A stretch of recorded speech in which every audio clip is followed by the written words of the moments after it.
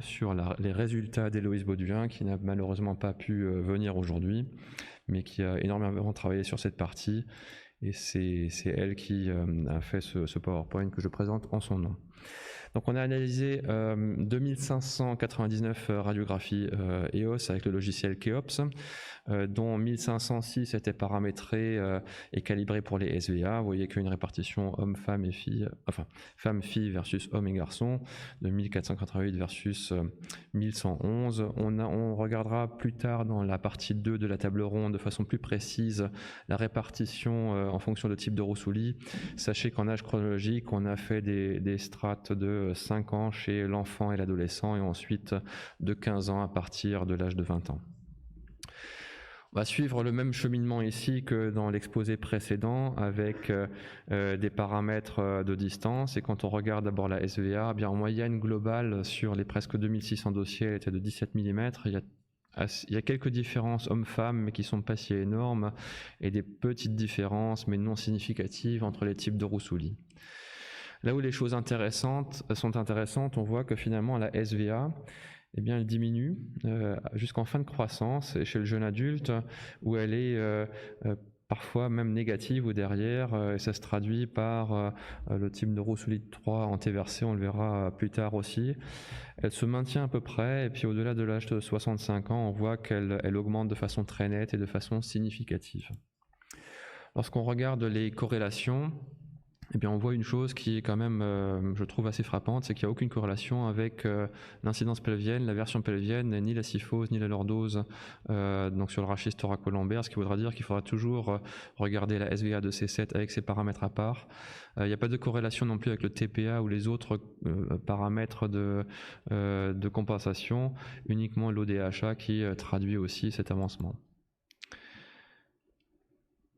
Lorsqu'on regarde la SVA de C2 et la SVA des conduits auditifs, eh bien on fait à peu près les mêmes constatations. Il y a assez peu de différences hommes-femmes, les différences entre les types de Roussoulis sont assez faibles, et là je vais aller assez vite aussi. En fait, elle se comporte comme la SVA de C7 avec une augmentation avec l'âge à partir de l'âge entre 50 et 65 ans. Là aussi, les corrélations se font essentiellement avec l'ODHA, très peu de corrélation de ce paramètre d'alignement global avec les courbures et les paramètres de compensation pelvienne. Et pour le C7 barré ratio, on voit que la moyenne est de 0,8. On voit qu'il existe des petites différences entre les différents types de Roussoulis. Et on voit que là aussi, il existe une augmentation qui se fait avec l'âge, mais je trouve qu'ici, on voit très bien que les paliers sont très petits, on travaille vraiment sur des décimales, donc c'est un paramètre qu'il faut regarder à la loupe. Les corrélations sont relativement faibles, il n'y a pas de corrélation retrouvée du tout. Bon, en pratique, je vous résume ici les distances des plumb lines qui peuvent être utilisées pour un patient pour suivre l'évolution dans le temps tout simplement. Vous avez ensuite les mesures d'inclinaison du tronc avec les différentes gîtes et l'ODHA. La gîte de T1 mesure en moyenne 2,9 degrés et 9 degrés pour la gîte de T9. Vous voyez qu'il existe en fonction du type de Roussoulis des toutes petites différences pour la gîte de T9, mais il n'en existe quasiment pas pour la gîte de T1.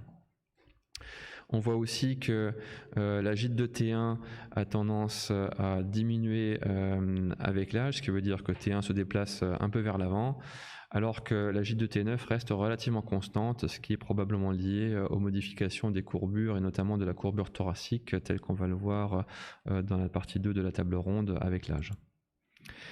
La corrélation se fait essentiellement avec l'ODHA pour la gîte de T1, il n'y a pas de corrélation ou des corrélations assez modérées pour la gîte de T9. En ce qui concerne l'ODHA a des petites valeurs en moyenne, il y a très peu de différences hommes-femmes et selon les types de Roussoulis. Et contrairement aux publications Princeps qui disaient que finalement il n'y avait quasiment pas de variabilité, eh bien, il y en a un petit peu quand même. Il y en a un petit peu, on voit qu'il y a réellement un décroché au-dessus de 70 et surtout au-dessus de 80 ans, ce qui traduit probablement une antéflexion de la tête et du rachis cervical qui se traduit par cette négativisation de l'ODHA et du CAM-HA. On a une corrélation avec la SVA de C7, les autres paramètres, notamment des courbures et les paramètres de rétroversion pelvienne et de compensation, ne sont pas réellement corrélés à l'ODHA. En pratique, on a ces deux paramètres. pense que les gîtes de T1 et de T9 peuvent être utilisés, mais le sont peut-être un peu moins aujourd'hui. L'ODHA est probablement intéressant lorsqu'on s'intéresse à l'équilibre global, y compris le rachis cervical. Donc c'est un paramètre qui est surtout scientifiquement intéressant. On va ensuite regarder le TPA. Le TPA, lui, est un paramètre, encore une fois, qui intègre la compensation pelvienne. On voit qu'il est en moyenne de 11 degrés et on voit qu'il y a ici aussi des différences entre les types de Roussoulis, notamment le type 4 qui, de façon physiologique, a une incidence pelvienne plus forte et donc une version pelvienne plus forte aussi qu'un type 1 ou qu'un type 2, et on le voit ici dans les chiffres. On voit aussi que le TPA augmente avec l'âge, ce qui traduit tout simplement le déséquilibre antérieur et la rétroversion pelvienne qui augmente avec l'âge. Et là, on a une corrélation qui est relativement importante avec la version pelvienne et l'incidence pelvienne, ce qui est logique, et avec les paramètres de corrélation. Par contre, on n'a pas vraiment de corrélation avec la lordose lombaire et avec la syphose thoracique. Pour le global tilt, les choses se comportent de façon assez analogue, avec des valeurs plus élevées pour des organisations spinopelviennes de type Roussoulis 4, de façon physiologique, parce que tout simplement le pelvic tilt, la version pelvienne, est plus élevée. On voit qu'avec l'âge, on a un comportement similaire que le TPA, avec une augmentation avec l'âge. Et là aussi, on a des corrélations avec la version pelvienne, l'incidence pelvienne et les autres paramètres qui intègrent les phénomènes de compensation avec la rétroversion pelvienne. Le troisième dans la famille donc, de ces paramètres, le SSA, lui se comporte de façon assez analogue, mais il ne va pas augmenter, il va diminuer en fait avec l'âge. Je vous rappelle que cet angle se ferme avec le déséquilibre antérieur et avec la rétroversion pelvienne, la pente sacrée diminue. Et vous voyez qu'ici, qu'on note des variations qui sont assez faibles, donc il est peut-être un peu moins sensible, un peu moins discriminant jusqu'à l'âge de 65-70 ans, et c'est qu'avec l'âge de plus de 80 ans, on voit vraiment une différence. Donc corrélation ici avec la lordose et logiquement avec la pente sacrée, puisqu'elle est intégrée à ce paramètre. Donc en pratique, je vous rappelle ces trois paramètres. Et en dernier, la formule mathématique, on va retenir ici le Global Sagittal Alignment, GSA, qui est tout simplement l'addition, la soustraction, donc syphose, lordose et incidence pelvienne. Et on voit ici que ça augmente avec l'âge aussi, logiquement. Bien, la syphose augmente, la lordose diminue un petit peu, et l'incidence pelvienne augmente avec l'âge aussi, contrairement à ce qu'on croyait peut-être encore il y a quelques temps.